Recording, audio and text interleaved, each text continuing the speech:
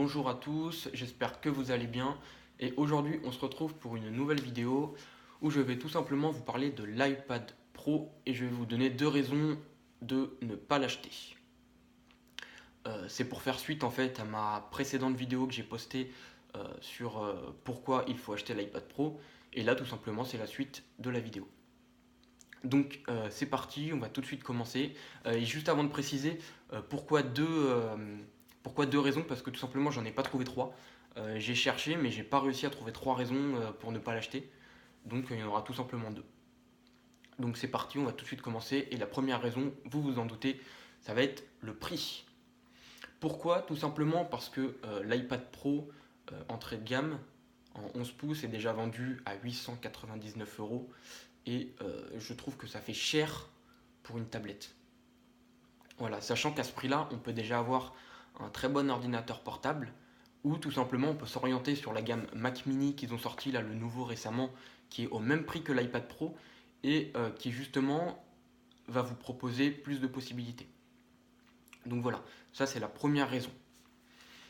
Ensuite, la deuxième raison de ne pas l'acheter, c'est tout simplement parce qu'il n'a rien de pro. Je m'explique.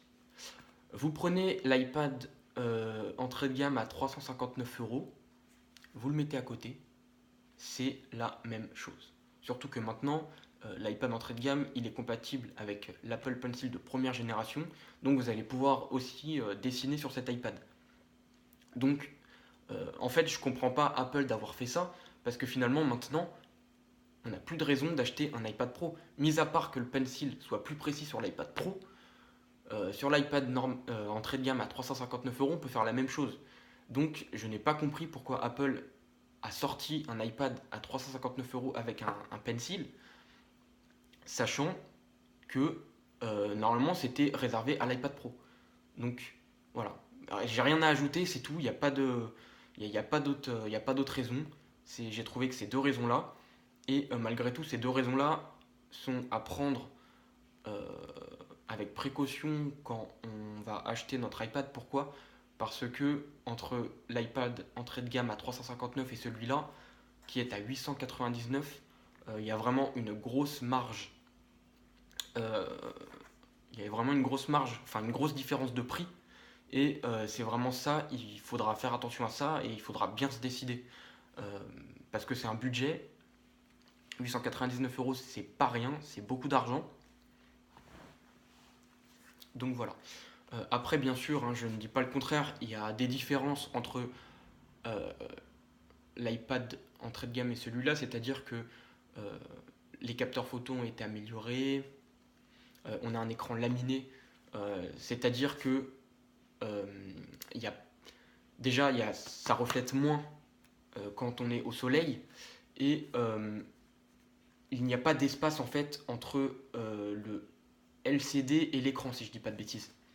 Donc l'écran sera plus fin sur celui-là. Et bien sûr, donc, comme je disais, les capteurs photo, Face ID et l'écran bord à bord et le nouveau design. Voilà. Bon, certes, ça fait pas mal de différence, mais est-ce que ça vaut 899 euros? Voilà, j'en suis pas si sûr. Donc voilà. Donc c'est tout pour cette vidéo. Bien sûr, le test complet de cet iPad arrive très bientôt. Je pense que si c'est pas fin de semaine, ce sera sûrement la semaine prochaine. Donc test complet où voilà, je vous expliquerai un petit peu ce que j'en ai fait de cet iPad et mon ressenti, etc. Donc voilà, j'espère que cette vidéo vous aura plu et moi je vous dis à la prochaine